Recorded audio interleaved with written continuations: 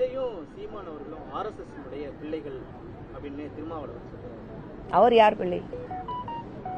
DMK உடைய பிள்ளையா இல்ல காங்கிரஸ் உடைய பிள்ளையா? அதுவும் அவர் சொல்லட்டும். நான் பெரியாரின் பிள்ளை, அம்பேத்கரின் பிள்ளை. அதனால்தான் அந்த சனாதன சக்திகளுக்கு துணை போகக்கூடிய வகையில் சீமானும் விஜயும் செயல்படுகிறார்கள் என்பதிலே எந்த சந்தேகமும் இல்லை. இவர்கள் ஒருபுறம் தமிழ் தேசியம் பேசுவது போல் அவர்கள் நாடகமாடுகிறார்கள். இவர்கள் ஒருபுறம் தனித்து நாங்கள் இயங்குகிறோம், திராவிட அரசியலையும் பேசுகிறோம், பெரியார் அரசியலையும் பேசுகிறோம் என்று சொல்லுகிறார்கள்.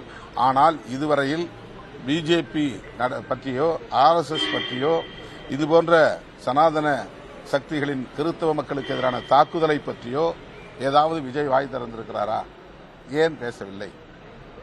அவர் கொள்கை எதிரி என்கிறார். கொள்கை எதிரி என்றால் அவர்களை கொள்கை அடிப்படையிலே விமர்சிக்க வேண்டிய ஒரு தேவை இருக்கிறதா இல்லையா? கண்டிக்க வேண்டிய நேரத்தில் கண்டிக்க வேண்டுமா இல்லையா? கண்டிக்க முடியாது. ஏனென்றால் அவர்களுக்கு இடையிலே அப்படி ஒரு உறவு இருக்கிறது என்பதுதான் உண்மை.